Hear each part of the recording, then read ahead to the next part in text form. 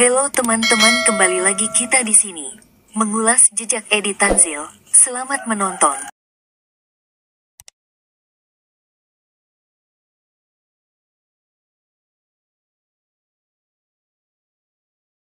Kisah Edi Tanzil, koruptor yang kabur dan sembunyi 25 tahun lebih tak ketahuan.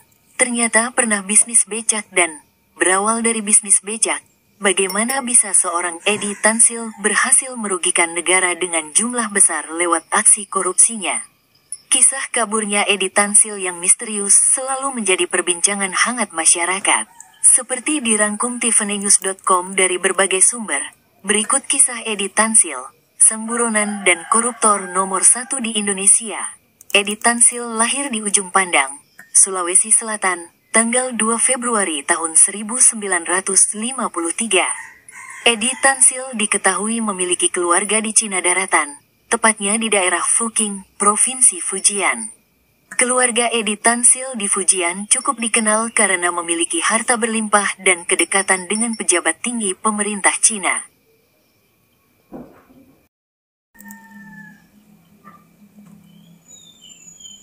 Edi Tanzil sempat menempuh pendidikan di salah satu universitas ternama di Singapura, tapi tidak ia selesaikan karena memilih untuk membuka bisnis.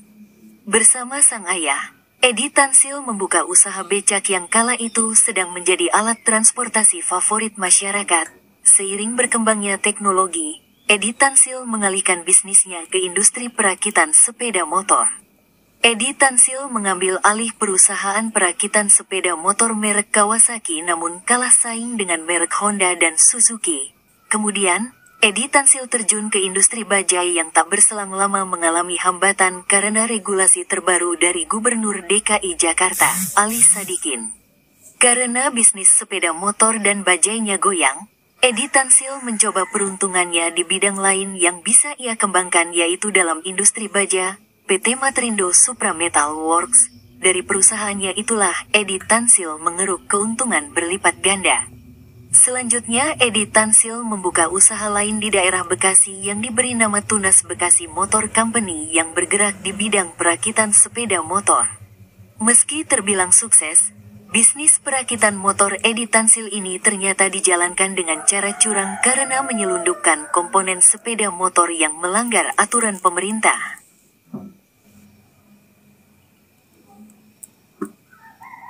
Pada 1983, Edi Tanzil membuka bisnis lain di bidang pembuatan minuman keras bernama Bir Cap Kunci yang dibangun dari hasil kerjasama dengan perusahaan bir terkenal di Jerman.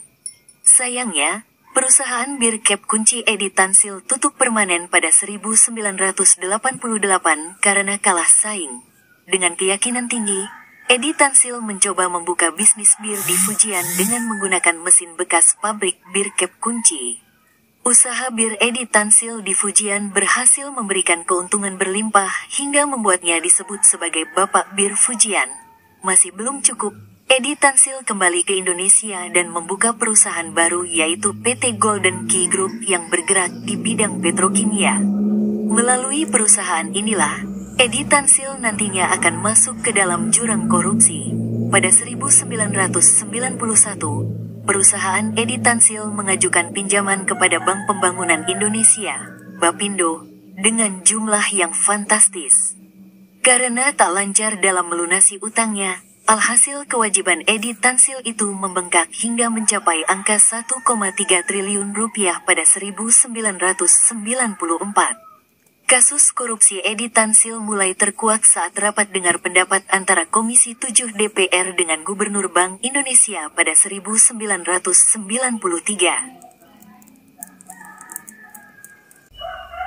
Terkuaklah perusahaan Edi Tanzil mendapat pinjaman dalam jumlah besar dari Bapindo tanpa adanya jaminan yang jelas. Satu persatu proyek fiktif perusahaan Edi Tanzil kemudian mulai terungkap.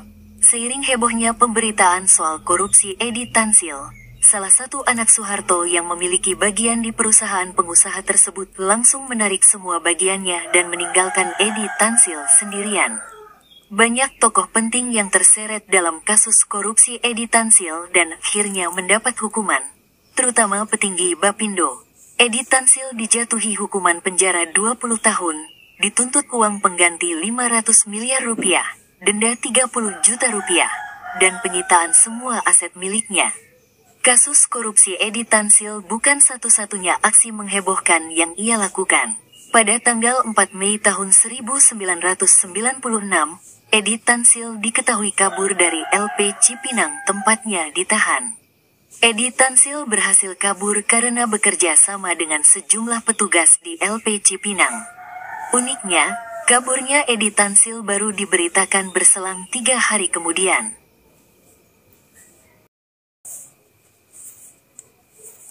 Sejak saat itulah keberadaan Edi Tansil menjadi misteri hingga saat ini belum berhasil ditangkap.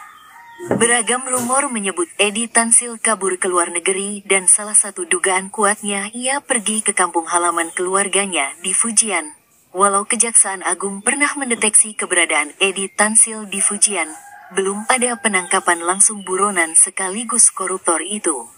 Sementara itu, pemerintah Cina memberikan bantahan keras yang menegaskan bahwa tidak ada Edi Tansil di wilayahnya. Demikian yang dapat kami ulas. Terima kasih sudah menonton.